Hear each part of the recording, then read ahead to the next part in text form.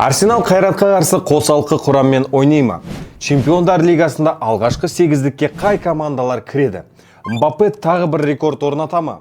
Карабах чемпиондар лигасындағы жолы қаншалықты ұзақ болады? Ассалаумағалейкум достар. Біздің видеомызды алғаш көріп отырғандарға өзімізді таныстыра кетейік. Біз шетел бол арнасы футболдағы барлық жаңалықтарды YouTube арнамызда қазақ тілінде түсіреміз. Жарты жылдың ішінде сіздерге сапалы контент жасап, 700 мың қаралым жинадық.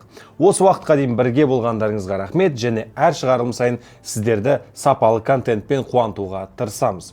Видеоны қарамастан бұрын біздің арнамызды қолдап, лайк басып, өз пікірлеріңізді комментарийге қалдыруыңызға болады. Қазақ тілді контентті бірге дамытайық.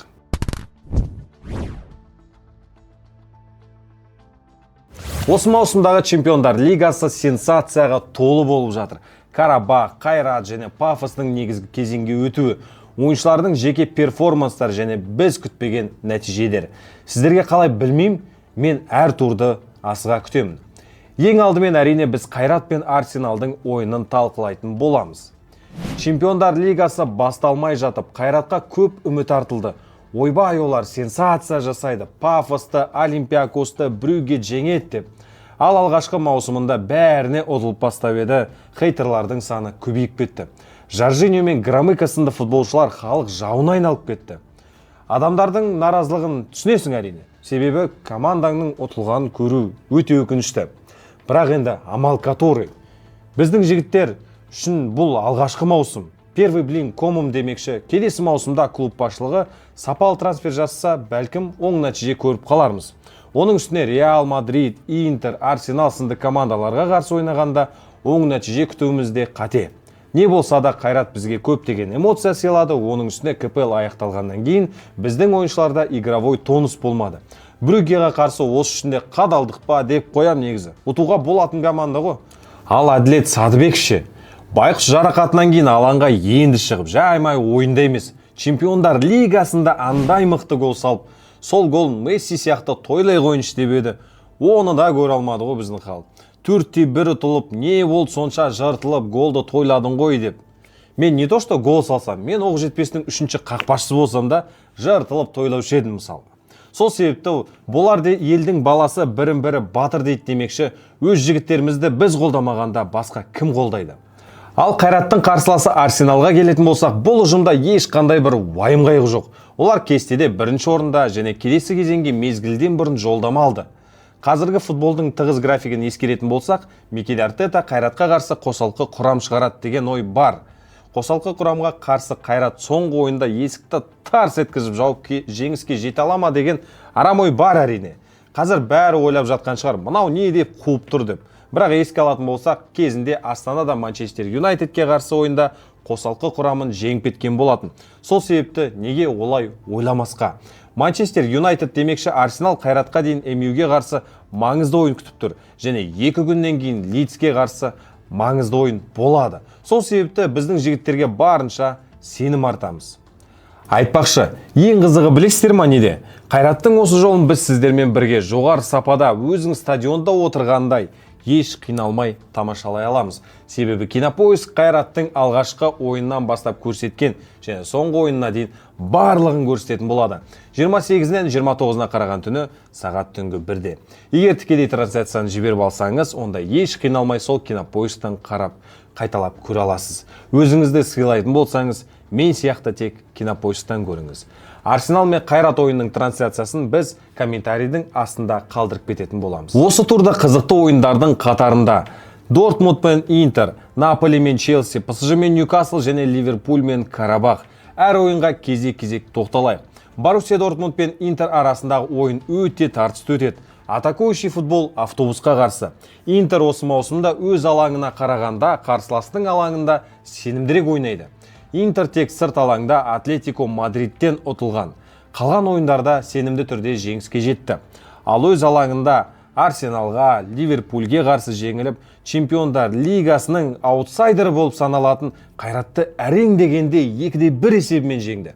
Кезінде қарсыласқа үрей тудыратын Сан-Сиро алаңы қазір ол абыройынан да айрылды. Чемпиондар лигасының осы маусымында Боруссия Дортмунд қатты үміт күттірмеді. Дегенмен бұл ұжым сенімді түрде Чемпиондар лигасының 1/16 кезеңіне еш қиналмай қадам басуда. Осы маусымда ең көп гол соққан, одан көп тек ПСЖ, Арсенал және Бавария соққан болатын. Демек, шабуыл шебінің ойыншылары бабында, ал қорғаныс шебінің сапасында күмәнім бар. 19 гол салғаныңды қайтейін, 15 гол жіберіп қойсаң.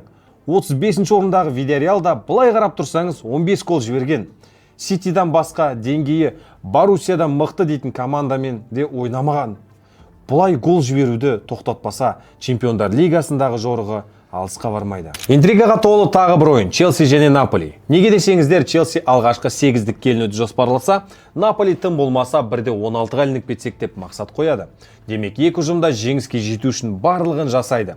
Әрине, бұл ойында фаворит аристократтар, бірақ Наполи да оңай қарсылас емес.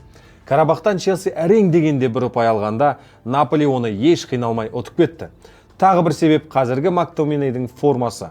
Осы Чемпиондар лигасында 4 гол соғып, өз ұжымына барынша ұпай алуға көмектесіп жатыр. Негізі осы ойында Де Брюйнен де көргім келіп еді, бірақ өкінішке орай ол өз жарақатынан әлі айықпайды. Челсида топ жарып жүрген футболшылар көп, бірақ соның арасынан Эстеваоны айтпаса болмайды. Палмейрастан келген жас талант команданы алға сүйрейтін адамға айналады деп кім ойлаған? Осы екі ұжымның арасында менің ойымша Челси жеңіске жетеді, бірақ Наполи жеңісті оңайшылықпен беріп қоймайды. Есеп 2-1 болады. Келесі кезекте арабский дербиді де айтпасқа болмайды. ПСЖ мен Ньюкасл арасындағы ойын өте тартысты болады. ПСЖ Невиш, Мендеш, Руиссіз 3 ұпай алып жеңіске жете ала ма? ПСЖ осы маусымда фавориттардың қатарында. Өткен маусымда Чемпиондар лигасына ешкімді упор көрмеді. Ал осы маусымда ше? Осы маусымда ПСЖ-дан чемпионский ойын көріп тұрған жоқпын. Чемпионский команда Атлетиктен, Спортингтан ұтылама енді. Баварияға қарсы енді жарайден. Баварияда топ клуб қойынды. Соңғы Спортингке қарсы болған ойын шынымен де Дембеленің алтын допты незаслуженно алғанын көрсетеді. Алтын доп алған ойыншы командасын алға сүйреу керек қой, не дегенмен. Оған қарағанда Кварацхелия, Баркаля, Дуэ әйтеуір бірдеңе істеп жатыр. Қақпада тұрған Шевале вообще ПСЖ-ның деңгейі емес. Былтырғы чемпиондар меніңше 1/8-ден араспайтын сияқты. Қарсыласы Ньюкасл болса керісінше, жақсы жағынан таңғалдыруда. Әзірге 7-ші орында тұр Барселона, Сити, Челси, Интерден жоғары тұр. Әрине, Ньюкаслда Барселонадан басқа топ клуб дейтіндей бір қарсылас болмады. Бірақ сонда да осындай турнирде өнер көрсету оңай емес. Оның үстіне Ньюкаслдың күнсібесі өте қиын. 25 күні Астон Вилламен ойнаса, одан кейін 29 күні ПСЖ. Одан кейін АПЛ-ды 2 күннен соң Ливерпуль күтеді. Не дейміз енді? Ньюкасл ойыншыларына күш-қуат берсін. Ливерпуль мен Карабах ойыны көрерменнің көз айымына айналады деп айталамын. Өз ойынын таппай жүрсе де топ клуб болып есептелетін Ливерпуль және аузы қанға байланған аш қасқыр Карабах. Ливерпуль осы маусымда шайып жүр. Анандай составпен тот не істеп жүр вообще? Жарайды, барлығы айтарлықтай нашар емес негізі. Маусымның басын Ливерпуль сүрініп жүрді. Қазір енді ақырында боталып келе жатыр. Чемпиондар лигасында алғашқы 8-дікте, АПЛ-да алғашқы 4-ке көтерілді. Осы ойында қарсыласына дес бермейтін Ливерпульді қайта көреміз бе? Қарсыласы Карабах осы маусымда кәдімгідей шулатты. Ешкім Карабахтан мұндай нәтиже күтпеді. Ойыншылардың өздері де күтпеген сияқты. Дурун және Андраде керемет бабында. Осы чемпиондар лигасына Дурун 4 гол және Андраде 3 гол соғып тастады. Ямаль, Беллингем мен Винисиус сияқты ойыншыларды бомбардирлік кестеде артта қалдырды. Карабах бұл ойында тек жеңіс үшін келеді. Ал Ливерпуль толық күш салып ойнамайды деп ойлаймын. Себебі 2 күннен кейін оларда жаңа айтқанда Ньюкаслға қарсы қиын ойын күтіп тұр. Челсимен тең ойнаған Карабах Ливерпульге қарсы да біраз қиындық тудырайын деп тұр. Не болса да әзірбайжандық бауырлар үшін мен өте қуаныштымын. Карабахтың жолын келесі маусымда қайратқа берсін. Бенфика Реал Мадридті қабылдайды. Арбелон командасы 7-ші турда Монаконың тас талқанын шығарды. Бұл жолы Жозе Мауриньоның Бенфикасы күтіп тұр. Португалиялық клубқа 1/16 финалға шығу үшін міндетті түрде жеңіске жету керек, 3 ұпай керек. Ал Реалға алғашқы 8-дікте қалу үшін 1 ұпайдың өзі жеткілікті. Бірақ Мадридті клуб бабына келген секілді. Винисиус Монакоға қарсы осы маусымдағы ең жақсы ойынын көрсетті. Мбаппе гол соғын жалғастыруда. Сондықтан Реал бұл матчта жеңіске жетеді деп ойлаймын. Айтпақшы, Мбаппе Чемпиондар лигасына жаңа рекорд орнатуы мүмкін. Қазіргі қарқынымен жалғастыра берсе, турнирдің маусымында ең көп гол соққан Криштиану Роналдуды басып озайын деп тұр. Португалиялық футболшының еншісінде 17 гол бар, ал Мбаппеде қазіргі уақытта 11 гол болып тұр. Оған мұндай нәтижені тіркеуге ең бірінші кезекте аяғындағы бутсы көмектесіп жатыр. Дәл осындай бутсыды Fozagame KZ дүкенінен сатып алсаңыздар болады. Сапасы жоғары, әрі бағасы да қолжетімді. Қазір Instagram парақшасын белгілеп кетемін, кіріп тапсырыс берсеңіздер болады.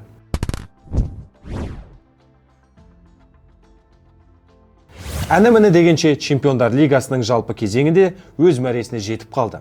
Әрмен қарай Қазақстанды клуб болмайды, есесіне топ клубтардың айқасы қыза түсейін деп тұр. Биыл сен тұр, мен атайын дейтін командалар көп. Бірінен бірі өтіп тұр. Соңғы турдан кейін жеребе тартылып, топ ойындар көбейе түседі. Демек, қызықтың бәрі алда деген сөз.